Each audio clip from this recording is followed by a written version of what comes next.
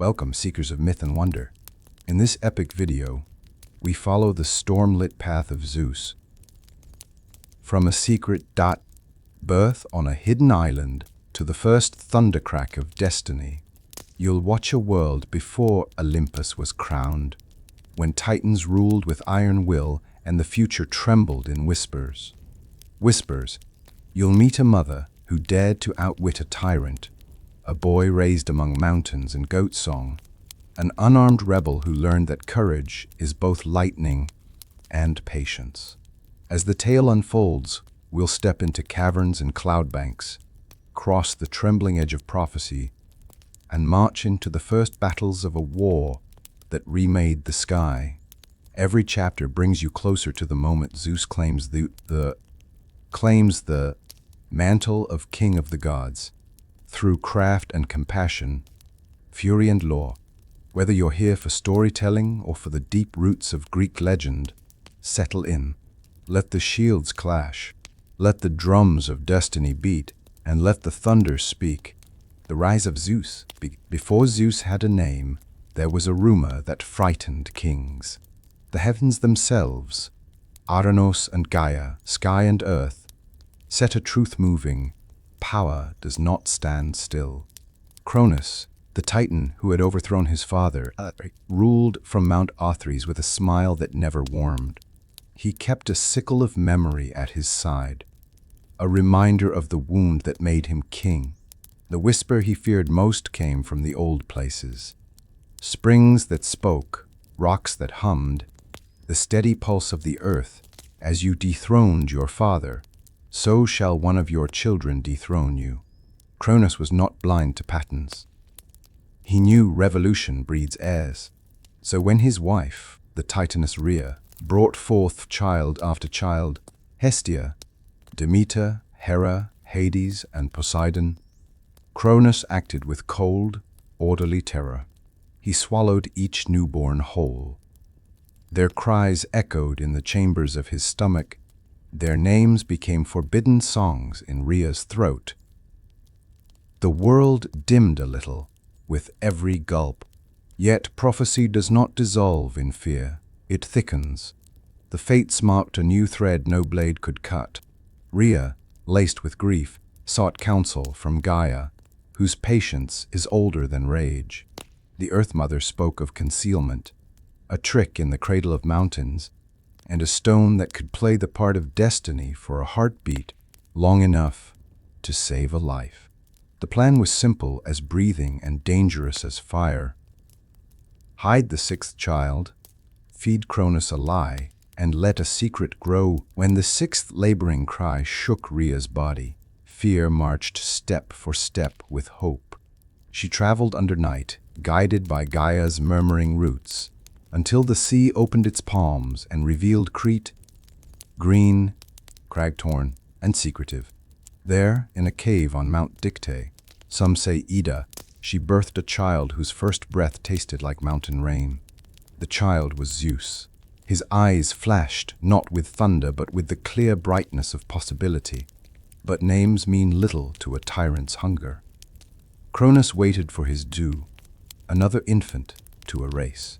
Rhea swaddled a river-washed stone, heavy and cold, and placed it in her arms as if it were flesh.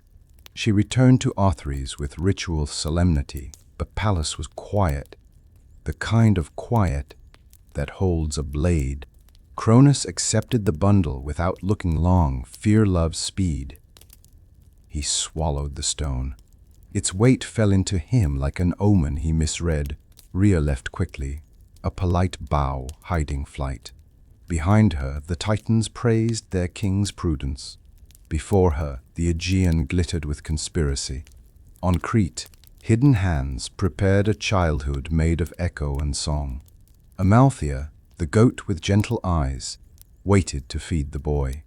The curates, armored dancers, stood ready to clash bronze on bronze, drowning any infant wail in a storm of ritual noise. The nymphs of ash and spring gathered honey and milk. Zeus slept, and the island listened. The cave was a cradle carved by time, stalactites like old teeth, pools that sang when touched by wind. In this dark sanctuary, Zeus learned a first language, the steady drip that counts patient hours. Amalthea fed him, her milk sweet and wild. The nymphs, Adrastea and Ida, brought honey so fragrant it seemed the island's flowers had chosen to burn instead of fade. The curates guarded in dance, blasting noise like armor around a name. Childhood made a palace of stone.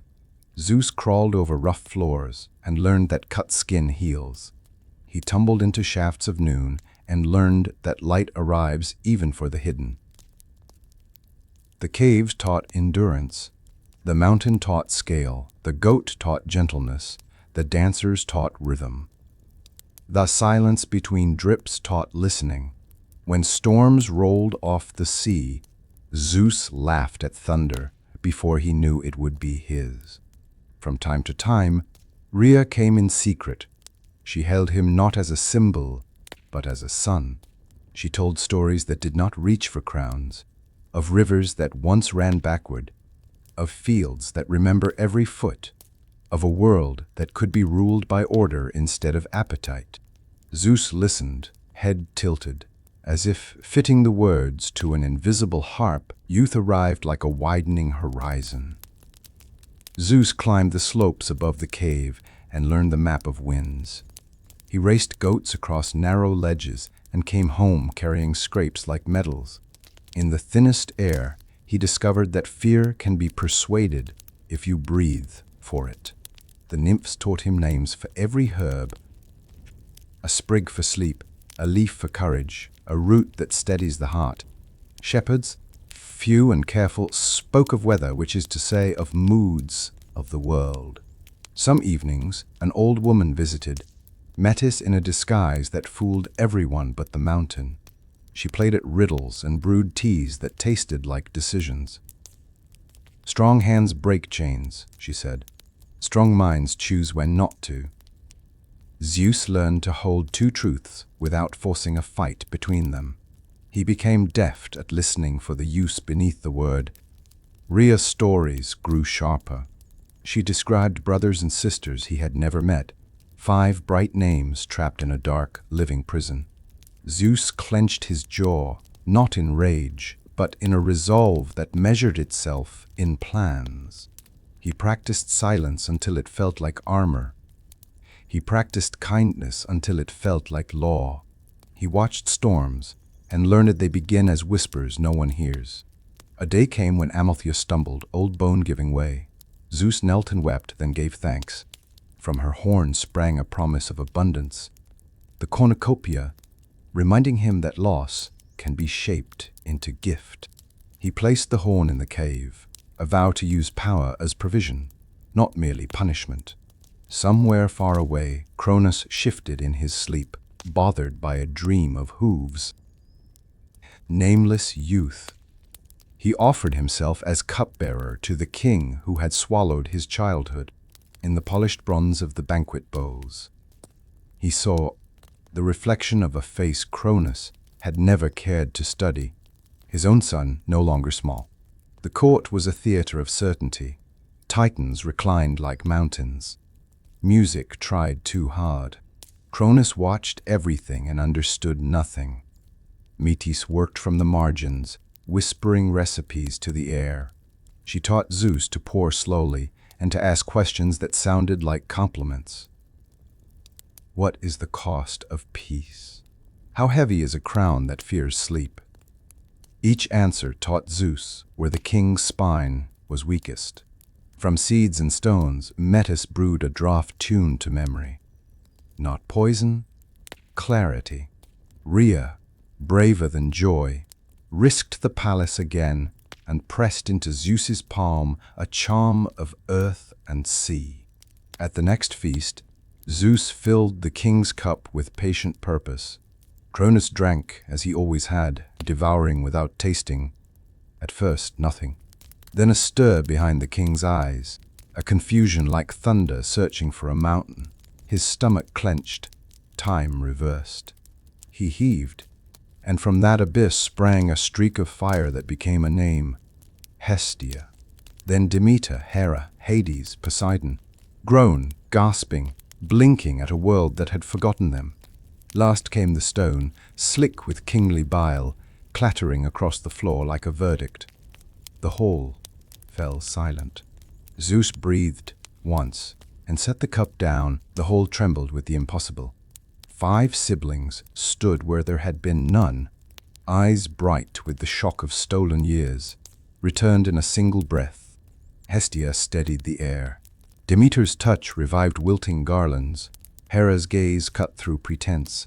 Hades measured shadows like tools. Poseidon's hands remembered tides. Zeus felt the room tilt and right itself, as if the world had found its missing center of gravity. Cronus called for guards. None moved. Even titans hesitate before a miracle. Rhea stepped between king and children. "Enough," she said, a word that sounded older than crowns. Zeus spoke next, voice low and clear. "We do not come as devourers. We come as a tide that restores banks." He took each sibling's hand and bound them, not with rope, but with a promise to raise a world kinder than the one that raised them. They withdrew to the mountains east of Othries and kindled a fire whose smoke wrote oaths. Metis taught the language of binding. "We will not become what we defeat. We will free the imprisoned. We will honor the council of earth and sky." The siblings pressed palms to ground and named themselves a council. Not yet a court, but a circle where powers sat as equals. News spread that the old order had hiccuped. River gods paused. Winds leaned in. The reunion's heat did not blind Zeus. It clarified him. To win a world, they would need allies and weapons, patience and storm. The first victory was not a battle. It was a promise held. When anger begged to be law, power alone could not topple titans. New geometry was needed. Gaia spoke again, this time with iron in her voice. "Your brothers in chains remember you," she said, meaning not Olympians, but the vast ones buried by fear, the Cyclopes and the Hecatoncheires, smiths of thunder and storms of hands. They languished in Tartarus, the pit beneath pits, guarded by a serpentine jailer named Campe. Zeus led the descent. The air grew thick and metallic, as if breathing a forge. Shadows here had weight. At the iron gates, Campe coiled, her many limbs clattering with trophies of past defiance. She hissed sentences like shackles. Zeus stepped forward, not as a prince asking permission, but as a storm asking for sky. Hades mapped the darkness. Poseidon gauged the tremor in the stone. Hera measured the will of the guardian. Demeter coaxed roots through cracks. Hestia kept a steady flame. The fight was swift and exact. Zeus did not waste motion. Bolts of raw intention cracked the gloom. Poseidon slammed tridentless palms to earth and raised a wall of pressure. Hades unstitched a shadow, slipping it like a noose. Together they brought Campe down, not to gloat, but to open. The gates lifted with a groan older than language. Out came the Cyclopes, Brontes, Sterops, Arges, one-eyed and grinning, soot-smeared masters of impossible craft. The Hecatoncheires followed, Cottus, Briareus, Gyges, hundred-handed titans of momentum, their laughter like avalanches made friendly. Freedom remade their faces. They clasped Zeus's forearm and called him brother, not by blood but by choice. Freedom demanded gratitude, and the Cyclopes paid in the currency they knew best. Creation. Deep in a cavernous forge lit by rivers of magma, they hammered ideas into metal and weather into weapon. Brontes's strokes set a rhythm, Steropes struck light into form. Arges sealed it with a glare like noon. To Zeus they gave the thunderbolt, no mere spear but a covenant with the sky. It sang when he touched it, recognizing the hand that had learned kindness before command.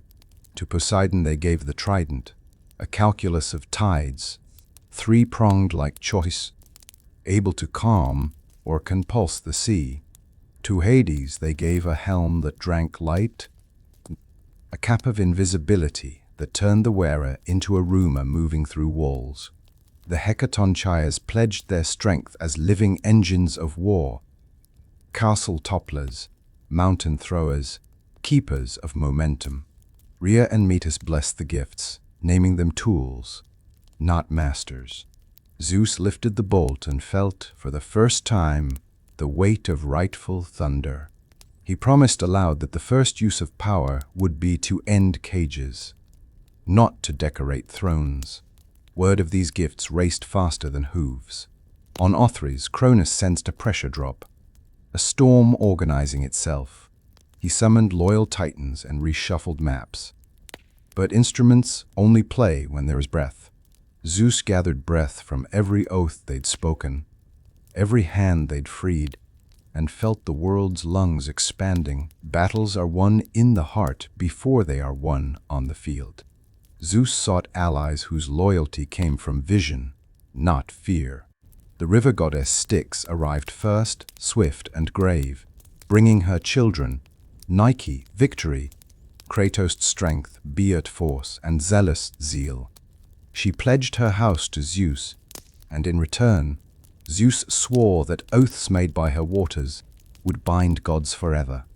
It was the birth of sanctity in promise.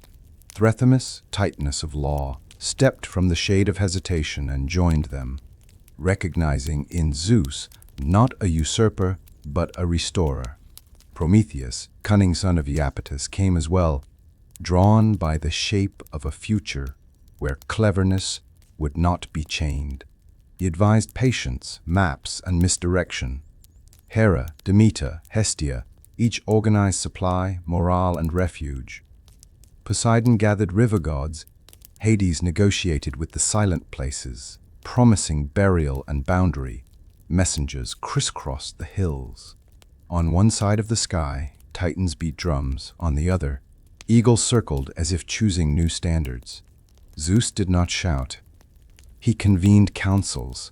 He let Nike speak of aims, Themis of limits, Prometheus of means. Strategy became a choir, not a solo. The army that assembled was not merely large, it was aligned. The first standard raised was simple, a lightning sigil over a laurel branch. Victory should be a kind of peace, Zeus said, rolling the banner and handing it to Nike. She smiled, teeth bright as a drawn blade. Far away on Othrys, a different banner rose, a sickle over a closed eye. The world inhaled. They met between mountains.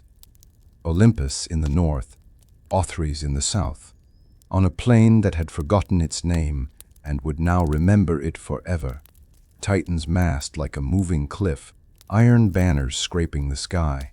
Zeus's host flowed around hill and stream, a river learning to be an ocean. The Hecatoncheires took positions as living towers. The Cyclopes set up mobile forges, ready to mend faith and metal. Cronus advanced without hurry. A king who has never been opposed believes time is his servant. He raised the sickle. Silence fell like snow. Zeus stepped forward, thunderbolt asleep in his palm. "We come to end swallowing," he said. Then he raised his arm and woke the sky. Lightning tore a new grammar into the air. Poseidon struck ground. Fissures raced. Rivers changed their minds. Hades vanished in a wink, reappearing where shadows held secrets, untying the knots of the enemy's lines. Nike flew from flank to flank, catching the moment when courage wobbled and pinning it back into place. Kratos and Rhea became the physics of the day. The first clash did not decide the war, but it decided its tone. Titans learned that fear no longer monopolized thunder. Zeus learned that power listens when wielded with restraint. As dusk folded the field into bruise-colored light, both armies withdrew to count the beats left in their chests. The plain smelled of rain and iron. Above, eagles traced loops that looked like signatures on a treaty the world had not yet read. War is not only noise, it is also a study. Between clashes, Zeus turned the campaign into a school. Prometheus unrolled goatskin maps inked with soot and starlight, charting ravines, winds, and the stubborn moods of rock. The Hecatoncheires stood like living milestones, while scouts paced lines between them, learning how quickly news could move if legs and minds worked together. Themis taught officers to distinguish rage from resolve. One burns bright and wastes fuel, the other carries a steady flame. Zeus listened more than he spoke. He walked the ranks without heralds, asking shepherds how the slopes felt, asking nymphs which springs sang truer after rain. Every answer fed a plan whose architecture was patience. A storm that knows the land strikes twice, he told Nike, who smiled, because victory likes a map even more than a shout. Cronus answered with scale, columns of titans shifting like glaciers. But glaciers forget the small, and the small can turn. Using shadow paths Hades mapped, Zeus threaded units through gullies at dusk, appearing where titans expected walls. Poseidon learned the underground rivers and trained them to carry rumor and supply. By moonlight, Cyclopean smiths fitted chariot axles that drank dust instead of coughing it. They named hills for what they remembered there. Laurel, rise where a routed flank chose courage. Oath, hollow, where a deserting giant returned because a river would not let him perjure. The war stretched into a rhythm. Clash, count, mend, learn. Each repetition tightening the weave of Olympus. By the second winter, the war arrived at Othrys like a tide that had learned to climb. The mountain was no mere stone, it was habit hardened into height. Cronus's banners studded its ledges. Watchfires patrolled the dark. Zeus chose siege over spectacle. Break their certainty before we break their gate, he said. And the work began. Hecatoncheires built terraces by throwing boulders like dice that always rolled true. Cyclopes raised shielded causeways at night, each span advancing the front a spear's length without spending a life. Poseidon tunneled water to parch the enemy's confidence, drying one cistern as another mysteriously overflowed. Never quite enough to drown, always enough to doubt. Hades ran rumors through the rootwork that chains had learned to unlock, that the sickle had nicked its master. Inside, Titans argued softly, which for Titans is loud. Themis's messengers offered terms, surrender and judgment by law, not by appetite. Some laughed. A few listened. Hyperion carved sunlight into spears from the ramparts, dazzling assaults by noon. At dusk, Hera's standards rose where glare had blinded, and the troops reformed under a peacock's unblinking eye. Zeus waited for weather. On the seventh day of a stalled sky, he lifted his hand and asked the clouds to remember their first job. Rain arrived, not as flood, but as instrument. Siege works settled into the softened ground, ropes tightened and sang. The mountain began to feel surrounded, not by enemies, but by inevitability. Strength moves walls, cunning moves doors. Prometheus proposed a theft, not of gold or prisoners, but of certainty. Take their dawn, he said, and they'll spend the day looking for it. Under a moon thinned to a thoughtful smile, Zeus approved a small company. Hermes not yet born would have loved it, but in his absence, Rhea, Nike, and Prometheus himself slipped into the lattice of cliff and shadow that Hades had sketched. They reached Othrys's signal towers, mirrors and beacons that told the garrison where to look.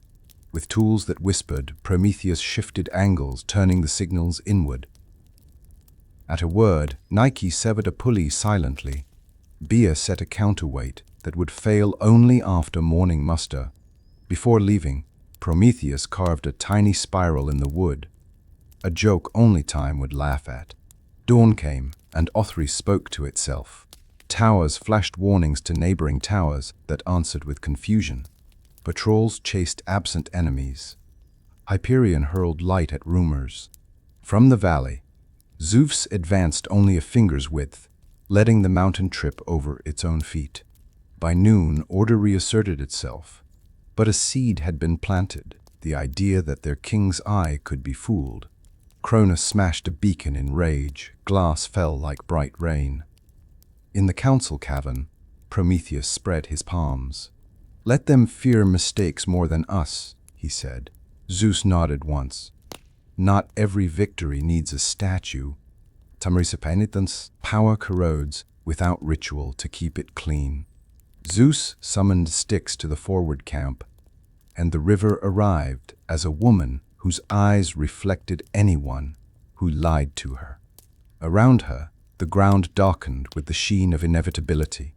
"Bind us," Zeus said, "so that victory does not unbind what makes us worthy of it." They built a simple altar of unpolished stones. Each captain, each ally, each newly freed giant placed a hand in Styx's chisel and swore, no plunder without order, no cruelty for its own sake, no breaking of sanctuary, mercy to those who yield, steadfastness when storms praise retreat. The oaths curled like tattoos around wrists and throats, visible to those who had promised, those who had not. Word traveled.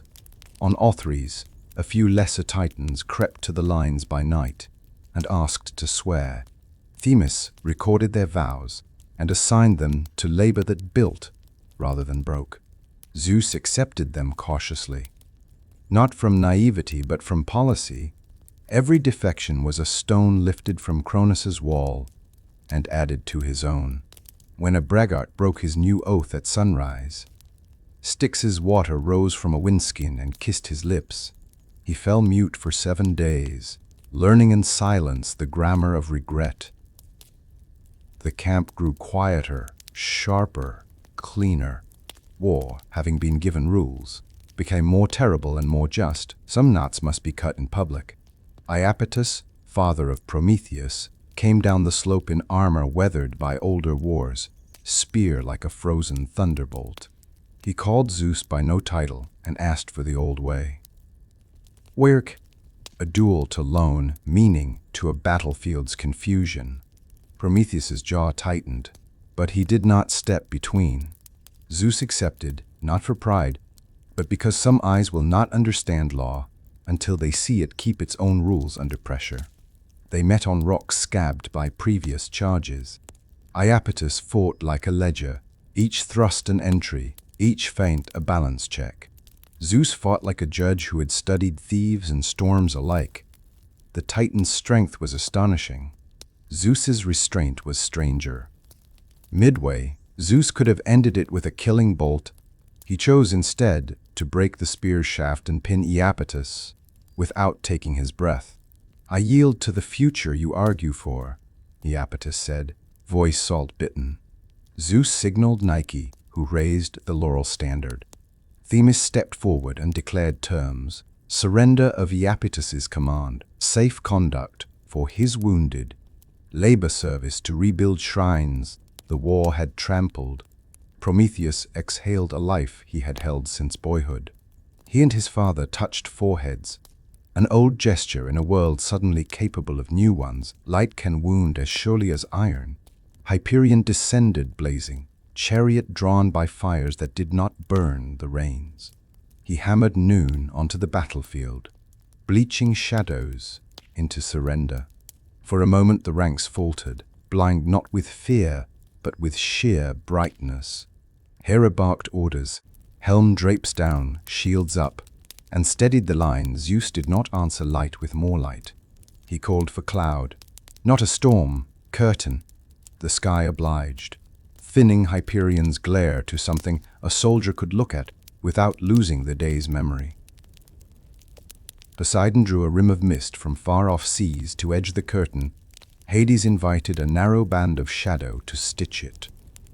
With depth restored, the field remembered up from down. Then Zeus moved. Lightning struck not at Hyperion, but at the axle of his chariot, separating force from spectacle. The wheel screamed, the chariot yawed, the sun titan stumbled to earth, still terrible, now reachable. Kratos engaged. not to humiliate, but to bring the giant to his knees long enough for chains of oath metal to click. Zeus lifted a hand, and the bolts went quiet. Hyperion glared in a sudden twilight. "You dimmed me," he accused. "We framed you," Zeus replied, "so that men could see." Bound but honored, Hyperion was led away to judgment. The army learned a lesson that would outlast victory. Even brilliance requires a context to be just. Selene rode the night, and Eos opened the day, and both were weary of blood bluing the horizon. They came as sisters, to a field recently quieted by rain, silver, and rose upon the same sky. If cycles are shattered, no order remains to rule, Themis had argued, and Zeus agreed. He summoned them under a white flag woven from fog and first light. Kronos had counted on the heavens themselves to lean his way, but the heavens prefer rhythm to tyranny. Selene asked for one thing, that her courses never be chased for sport. Eos asked for another, that sunrise not be used to hide executions. Zeus swore by Styx. In return, Moon and Dawn declared sacred neutrality for their passages. Trumpets on both sides were constrained to silence at those hours. This truce became a hinge. Armies learned to lift their eyes, morning and night, to remember that even in war, there are windows where the world insists on being itself. Under these windows, messengers crossed, families searched for the missing, and the wounded were exchanged. Cronus fumed, but could not punish the sky without looking small. The banner that marked the truce, half silver, half rose, would one day hang in courts where prisoners plead. And judges, remember they serve a rhythm older than their robes. Sieges end when a weight finally finds the lever made for it. On the 10th year's last campaign, the Hecatoncheires stepped forward not as walls, but as weather. Cottus set boulders in stacks that read like sentences. For all, Briareus hurled them in grammar, subject, verb, object, each stone an argument for collapse. Gyges clapped, and a landslide answered from 3 valleys away. Zeus timed the assault to the heartbeat of the mountain. Lightning marked syllables. Poseidon's tremors provided bass. Hades opened seams that let pressure breathe instead of explode. The Titans watched a new kind of storm speak fluently, and their formations stumbled over its vocabulary. Gates groaned. Towers listed like tired men. Cronus countercharged, sickle whistling an old alphabet of fear. The 100-handers met him with a ring of palms large enough to be geography. For a moment, king and colossi stood eye to eye. History held in a grip. Then Cronus withdrew, not defeated, but denied. Denial is sometimes the beginning of the end. When the dust sat down, a breach stared back from Othrys's flank, wide enough for a promise to walk through. Zeus did not rush it. He knelt and pressed his hand to the ground he had asked so much from. Almost, he said, and the army understood restraint was not fatigue, but faithfulness. To the plan that had brought them here, symbols rule behavior. Break a symbol, and you break a habit. The sickle that had unmanned a sky still taught fear by memory. Zeus chose the breach not to flood, but to reach that one curved blade. At dusk, under the truce's end, he and a chosen wedge moved like a comma in a long sentence. Small, changing everything after it. They found Cronus in a hall of basalt, the sickle resting on a pedestal of old pride. The king arrived as they did, eyes tired with a decade of being right alone. "You are your father's end," he said. Whether to Zeus or himself, no one could tell. The clash was brief, not because it was easy, but because it was aim. Zeus fainted high. Thunder-like drama, then struck low at the haft where the blade met the grip. The bolt was not loud, it was perfectly placed. Bronze sang, then screamed, then split. The sickle's halves fell apart like a thought losing its grammar. Cronus lunged to salvage, meaning Rhea and Kratos pinned him, not as jailers but as surgeons who must hold a patient still, the hole filled with a sound no army can make, the exhale of a generation released from an old story. Zeus stepped back, chest heaving, and did not raise the broken blade as a trophy. He let it lie. Outside, Hera signaled restraint. Poseidon held the waters. Hades sorted captives by oath and deed. A weapon had been broken, but could now bend differently. With the Titans driven back, victory still needed rules. Zeus summoned the gods to the shadowed banks of the Styx, whose waters bit like iron. The river goddess rose in a black shimmer, and with her came her swift children, Nike, Rhea, Kratos, and Zeus, faces bright as cutting wind. Here, Zeus declared, all oaths would be sworn. No promise higher, no penalty harsher. Perjury would drain the divine voice, lay a god senseless for a year, and exile them for 9 more. The thunderhead above Olympus throbbed as he spoke, law pressing into the world like a seal into wax. Hermes carried messages between god and river. Athena inscribed the compact on a bronze tablet that would never rust. Hephaestus tempered shackles for oath breakers that no deceit could cut. Even Poseidon, salt-proud and restless, offered his trident as witness, and Hades, from a rim of shadow, nodded once. When Zeus finished, Nike crowned him with a wreath of laurel steeped in Styx water. The new order spread like dawn over the slopes of Olympus, not peace alone, but rules that chained chaos to bedrock. In the hush that followed, the river sighed approval and retreated to its caverns. From that evening, gods weighed their words as smiths weigh metal, knowing Styx would take payment in silence and sleep from any tongue that lied. The reign of Zeus began not with a cheer, but with a vow. Beneath volcanic vaults the Cyclopes worked, anvil sparks mixing with stars trapped in stone. Brontes, Steropes, and Arges, storm-browed masters, offered their craft to the young king. They set meteoric iron upon an anvil older than night, and hammered it to a reed of daylight. With every strike, thunder learned a new syllable. With every quench, lightning remembered a path across the sky. Hephaestus tended bellows that breathed like dragons. The Paduns, Athena measured the balance, so the bolt would fly where law demanded, and not where fury wandered. Zeus watched in grave silence until the last weld sang. The weapon fit his hand as if it had waited there from the beginning. When he cast it once into the dark, the mountain answered with a throat of fire, and all the caverns of the world blinked. On the surface, shepherds swore they saw daylight tear a seam through midnight. Not for anger, Athena murmured, but for order. Zeus nodded. The first bolt he kept, the second he hid. The third he returned to the Cyclopes, a covenant between king and craft. In gratitude, he placed them under his protection and gave their forges a place among the sacred fires. From that day, the rumble of anvils and thunder became kin, and mortals learned to fear lightning not as blind wrath, but as the sharp signature of justice. From the world's first battles, Zeus remembered 3 shapes: vast, many-handed, unjustly chained.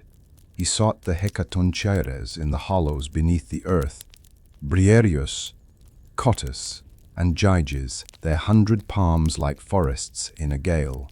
He broke their old bonds and offered them a trust worthy of their endurance.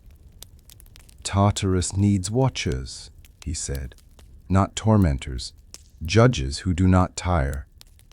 The brothers had tasted oppression, they would not serve it. But Zeus spoke of measured chains and lawful gates, of crimes and sentences, not hatreds. At last Briareus placed 1 hand upon the king's shoulder, then 99 more upon the ground in pledge. The gates of Tartarus rose, ring within ring, each hinge a mountain root. The brothers stood them up as easily as fishers lift nets. When the defeated Titans were sent down, the Hecatoncheires did not jeer. They counted, recorded, locked. They left space for mercy and space for doom. Earth trembled but did not break. Hades, silent witness, marked the order of cells and the escort of shades who would pass nearby. Poseidon sealed the lower seas, so no tunnel would open to the black. Thus the deepest darkness acquired keepers, who remembered suffering and refused cruelty. Zeus left the pit lighter in heart, knowing his reign would be guarded from beneath by hands that had once been silenced and now held keys. Peace demanded. Zeus called his brothers to a high shelf of Olympus, where the clouds thinned and the stars felt near enough to pluck. "We rule together," he said, "but not in confusion." Bronze lots were cast into a helm. Poseidon's came up first. Sea and all waters that wander. The second drew Hades, underworld, and the secret wealth of the earth. The final lot fell to Zeus, open sky, storm, the bright between. But the surface world, the fields and mountains where mortals breathe, they would share by counsel. Poseidon accepted with the quick smile of a sailor who loves any wind. Already, his eyes mapped currents. Hades inclined his head, austere and precise. He asked only that rites be observed, and graves kept honest. Zeus pledged it. Themis, seated beside them, recorded the accord and bound it with a simple truth: what is divided by justice multiplies in strength. The three clasped hands. Mountains echoed like shields struck in salute. Rivers turned their faces seaward, and caverns opened like listening mouths below. That evening, Zeus climbed the highest spur and threw his first peaceful bolt. Not at an enemy, but straight up, a nail pinning heaven to earth. The darkness held sure and steady. From then on, sailors could blame storms on a brother, miners could thank another for ore, and farmers could pray to the third for weather and light. The world had a map. A kingdom needs a seat. Zeus called for stones, timbers, and songs. Hephaestus raised halls with joints so fine that wind could not find a seam. Athena planned courts, porticos, and a council chamber where voices would carry without shouting. Iris arched rain into scaffolds of color. The Horai measured daylight so work crews would not waste a minute. Nymphs brought living water up from mountain ribs, and the muses tuned the air so hammers beat in rhythm. Hera walked the terraces and corrected small things. Thresholds too high, steps too narrow, eyes sharp for the comfort that lasts. Hermes fetched cedar from distant slopes. Apollo lent morning to the eastern facade, so that every dawn began with music on its stones. By the seventh day, the palace stood, colonnades like white pines, roofs like calm waves, and in the center, a hearth for common fire. Zeus carried a spark from the Cyclopes' forge and laid it there. Here, he proclaimed, judgment shall be given, and feasts shall be shared. The mountain did not become heavier, it became lighter, as though it had been waiting to be used. Mortals glimpsed the brightness at night and made new names for the star above the peak. Olympus was not merely a house, it was a promise that the gods, having conquered, would also convene, listen, and dwell. Prophecy is a quiet hammer. It came to Zeus through murmurs. Metis, the clever Titaness, would bear a child mightier than its father. Zeus loved her counsel. Together they had steered through war's reefs. Yet the warning rang like iron on stone. Metis, quick of thought, quick of kindness, understood the knot and offered the knife. "Let me dwell within you," she said. So wisdom guides power from the inside. Zeus drank a draught she prepared, and Metis became a bright thought within his skull. Days later, a pressure built. No illness, but a birth knocking at a door that had no hinges. Hephaestus, summoned to the strange emergency, lifted his hammer. At Zeus's nod, he struck the king's brow, not to wound, but to unlock. From the flash stepped Athena, armored, whole, shouting a cry that was also a strategy. The hall filled with a shock of understanding. How to bind, how to decide, how to make courage exact. Zeus, relieved and humbled, greeted his daughter not as a rival but as the right hand of his rule. Metis remained within, a constant whisper. Wisdom did not leave when wisdom was born. From then on, kings who mistook strength for wisdom found their reigns short, and cities that honored counsel outlived storms. Justice needed more than bolts and prisons.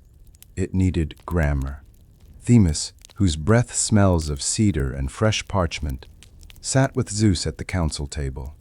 Together they shaped the simple pillars that hold empires, keep oaths, honor guest right, spare suppliants, weigh penalties against harm, let harvests be free of war. The Moirai listened, their threads paused in mid-air. They would not change fate, but they would align fortune with fairness when men align themselves with law. Hermes translated the statutes into the tongues of many valleys. Demeter insisted on protections for seed time and gleaners. Hera pressed for the sanctity of marriage pledges. Apollo added a clause about truth in divination. Themis wrote not with ink but with consequences, binding each rule to a natural return, like for like, but measured. Zeus sanctioned the code, with a bolt that etched the final tablet. The strong will restrain themselves, he said, and in that restraint find strength. Across the earth, elders found their village customs suddenly heavier, as if a great hand now steadied each local rule. Where injustice persisted, storms lingered. Where fairness flowered, the weather softened. Gods themselves swore to be examples, not exceptions. Order without beauty comes a king. Zeus climbed Helicon where springs sing, and invited Mnemosyne with her 9 daughters to Olympus. Let memory wear melody, he said, so deeds are carried cleanly down the years. Calliope tuned epic to the pulse of walking feet. Clio arranged events like beads on a cord. Euterpe made the reeds remember rain. Thalia and Melpomene balanced laughter with grief. Terpsichore taught the body to think. Erato gilded speech with tenderness. Polyhymnia gave depth to hymns. Urania lifted minds by pointing to lawful stars. Zeus gave each a seat and a crown of fresh laurel. In return, they promised to rebuke boast and polish truth. Poets felt a tremor in their tongues that day. Shepherds found that simple notes could hold a mountain's afternoon. Even the laws sounded better when the muses sang them. No longer chains, but music to keep step by. Hera, pleased, saw how praise could discipline as well as flatter. Apollo offered his lyre as their common instrument, and so the court acquired a heartbeat between judgments. Where the muses walked, cruelty stepped more carefully, embarrassed to be ugly. Kingship without accountability decays. Zeus sought Hera not only for beauty but for measure. She demanded courtship worthy of a queen. Zeus, in the shape of a bedraggled cuckoo, shivered in a storm near her window. Hera gathered the trembling bird to her breast. When it became a god again, she laughed and scolded in equal parts. Their wedding on Olympus drew every power. Gaia sent a tree that bore golden apples. The Graces poured light like wine. The Horae braided time into wreaths. Hymenaeus led the hymn.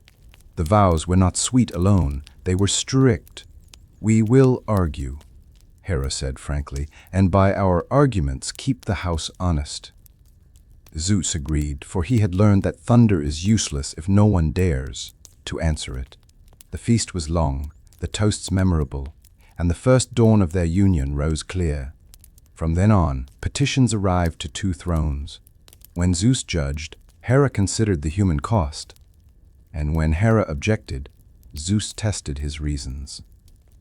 Their quarrels were famous. Their reconciliations set the calendar by which other unions mended. With halls finished and thrones paired, Zeus convened the first full council. Seats were placed so every voice could be heard without leaning. Hermes, staff upright, kept order. Matters great and small came forward. A river changing course and flooding fields, a dispute between two cities over a border rock, a shepherd who claimed a god had married his daughter in a dream and now wanted tax exemption. The assembly laughed, then quieted. Athena proposed procedures, petition, testimony, measurement, verdict, so Bias would find fewer places to hide. Poseidon offered to move the river's lip. Demeter demanded the fields be restored before sowing. Euclater. Apollo questioned the dreamer until the man admitted he mostly wanted attention. Hera proposed a festival of amnesty to clear minor offenses and let communities breathe. Zeus weighed, then rendered, river redirected, border surveyed by stars. The shepherd sent home with a song rather than a decree. No lightning, no chains, just listening shaped into outcomes. By evening, even Ares, restless for contests, admitted that this order had an edge of its own. The council adjourned to the common hearth, where the muses recited the day's record. Thus governance became a craft, not merely a threat. Among the visitors came Prometheus, friend of men, sharp-eyed. He praised the new order, yet pressed for mortals to receive clearer tokens of favor. Let sacrifice be set, he urged, so that smoke and gratitude climbed the same ladder. At a feast in Mecone, he carved an ox into two piles, bright bones wrapped in glistening fat, and the rich meat hidden in a dull stomach. He invited Zeus to choose which portion would ascend as the gods' share. Zeus saw the ruse and the lesson it carried. Appearances deceive, and mortals would learn that choices carry consequence. He chose the bones and fat, conceding the spectacle while securing the meat for men. Yet deception, even instructive, leaves a grit under the tongue. Zeus warned Prometheus to walk straighter paths. Prometheus bowed but held his course, for he loved the small fires in human eyes. Thus began a tensile cord between king and rebel, neither willing to cut it. The gods accepted the white steam of burnt fat thereafter, and men kept the substance. Gratitude spread, but so did the sense that boundaries could be skirted if one was clever. Zeus resolved to teach the world that cleverness without reverence turns sharp in the hand that holds it. When winter leaned too hard, Prometheus could not bear the coughing in village huts. He crept to the forges where the Cyclopes kept the holy flames and, Winson, hiding a spark in a fennel stalk, carried it to the world of men. Hearths flared, bread rose, metal sang, night shortened. Mortals danced and told stories more bravely. From Olympus, Zeus felt the sudden heat of unlicensed light. He did not hate the warming of children's hands. He hated the principle of theft in a kingdom founded on oaths. To reign is to teach. He called for Prometheus and asked, "Why not petition?" The rebel replied, "Because freezing does not wait for forms." The answer was keen, the wound keener. Zeus declared that gifts given against law endanger all gifts.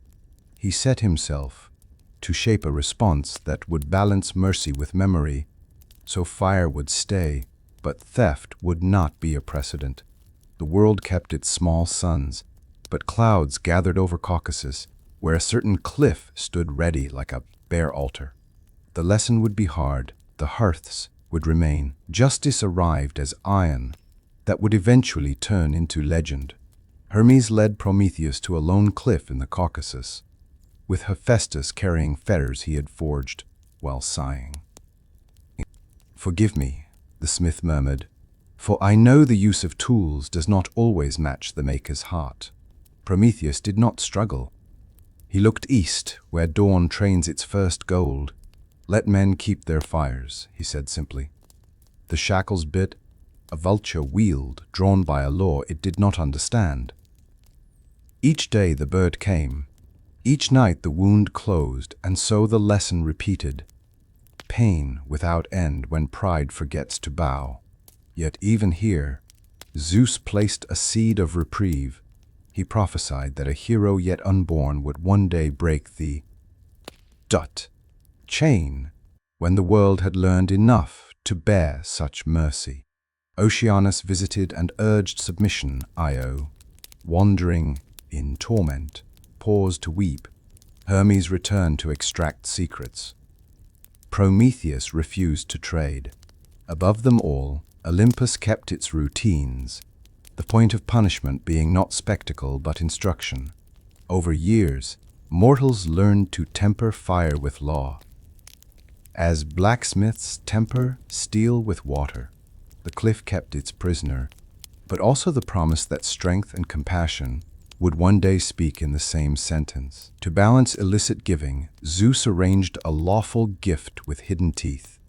Hephaestus shaped a woman from clay, supple as riverbanks. Athena clothed her in thought, Aphrodite in charm. Hermes in quick, curious hands. They named her Pandora, all gifted. To mortals, she came bearing a sealed jar entrusted to her husband, Epimetheus, who accepted despite Prometheus's old warning to avoid presents from Olympus. Curiosity is a kind of hunger.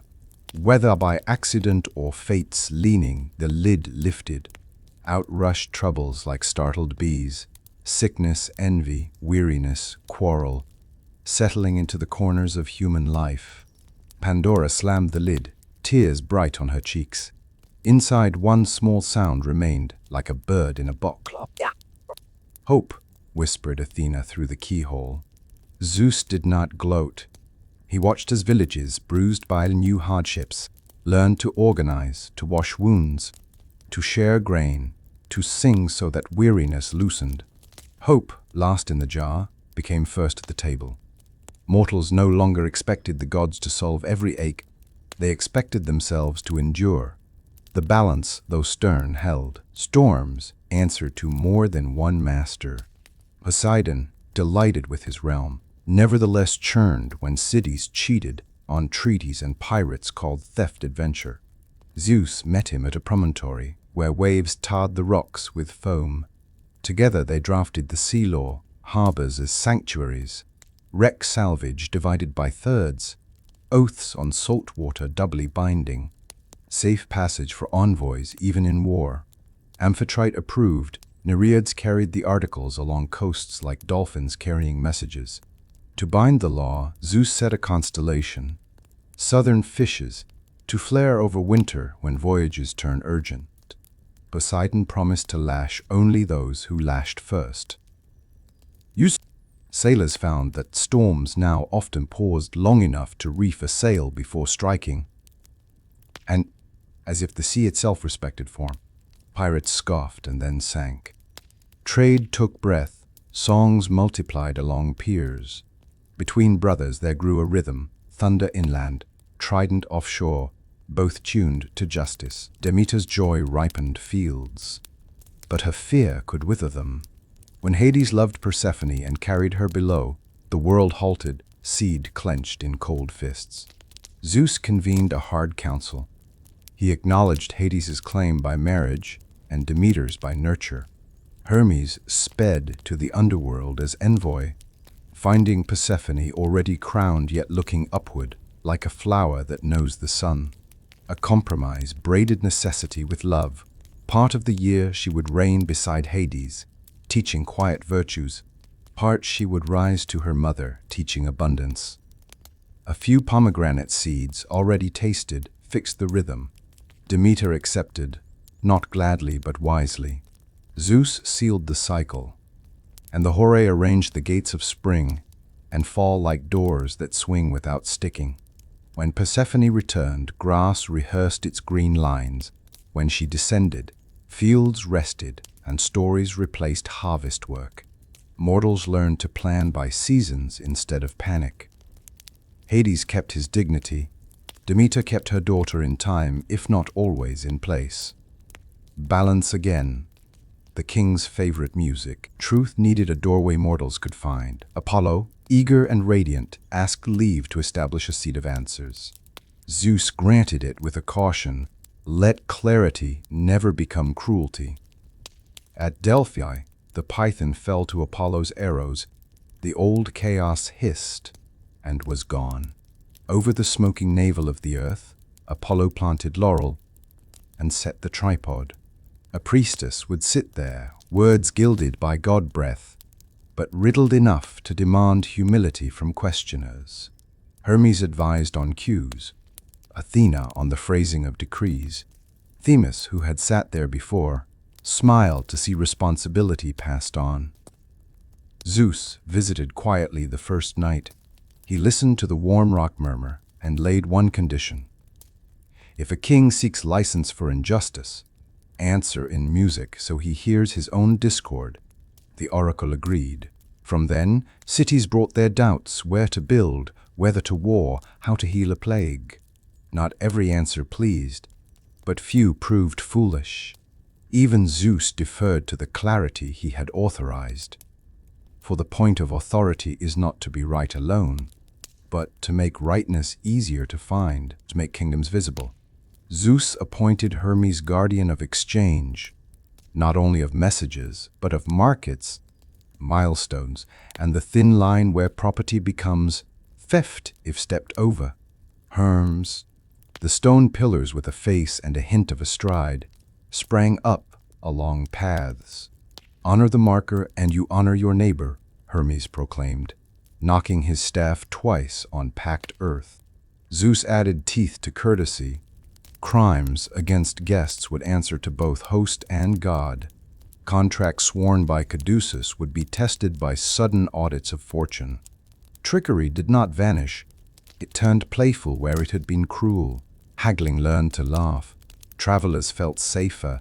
Villages felt nearer. Hera observed the cleaner traffic and admitted that even mischief, when disciplined, could serve order. Hermes, delighted, composed new games that taught children how to trade without cheating. Zeus saw that messages now traveled faster than grievances, which is one definition of civilization. Peace invites its challengers. From the blood of old wounds the giants grew, earthborn, massive, armored in arrogance. They hurled boulders like boys toss apples, and planted dragons' teeth that sprouted spearmen. Their war cry reached Olympus like a thrown spear. Zeus did not rush. He called allies, consulted omens, and reminded the gods of their oaths. The prophecy said, no giant would fall without a mortal's aid. Athena found Heracles, weary from labors yet game for one more. The battle swarmed across plains and islands. Poseidon heaved whole headlands. Hera coordinated lines like a general of households. Artemis shot the night, so enemies could not hide in it. Apollo burned their shadows until the bodies that cast them stumbled. Heracles struck where divinity could not seal the breach. One by one, the monsters crashed, roots showing hubris always shallow compared to law. Zeus, at last, threw a bolt that stitched the sky shut behind the last fleeing roar.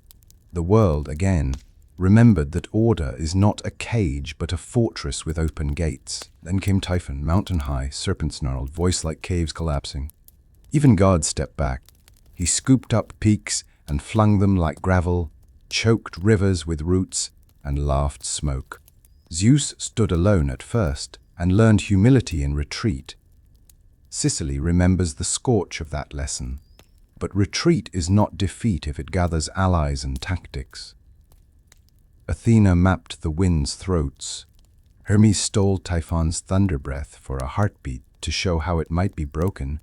Artemis and Apollo harried the monster's eyes. The Hecatoncheires shook mountain keys to trip his ankles. Poseidon penned him with sudden gulfs. Demeter hid grain so his hunger found no bribe. Zeus returned with bolts braided into nets, not javelins. He cast them not at Typhon's chest, but at the rhythm of his rage. Nets catch patterns, and the pattern failed. The monster staggered, fell, and was pinned beneath Etna, where the earth now breathes for him in harmless fumes. The sky cleared. Zeus did not boast. He thanked those who held their lines while he learned. Kingship matured in that victory. Power, admitting its need for counsel. When the clamor faded, Zeus set a scale upon the council table, 2 pans of hammered sun metal. This, he said, will weigh not lives but choices. Athena placed on one side a laurel, symbol of earned honor. Hera set on the other a wedding ring, symbol of kept bonds. Hermes added a small stone taken from a boundary path. Demeter laid a kernel of wheat, Poseidon a drop of brine, Hades a coin for passage, Apollo a string from his lyre, Artemis a feather from a silent owl. Zeus lifted the beam. It did not find a perfect middle. It found a living one that shifts with season and need. The gods vow to judge henceforth by this balance. No law without compassion, no mercy without memory, no gift without duty. Lightning returned to its sheath. The common hearth burned steady. Mortals felt the air change, as if a window had opened, and the room learned to breathe. Not the end of struggle, Zeus knew, but the end of founding. From here, the task would be maintenance, the art that most kings forget. He promised to remember, and the eagle on the roof beam settled its wings, as though accepting an oath. You've watched the storm become a covenant. You've watched the storm become a covenant, and the covenant become a culture. Zeus did not keep the sky by force alone. He learned, delegated, argued, and listened. He forged thunder into law, law into music, and music into the habits by which cities stand.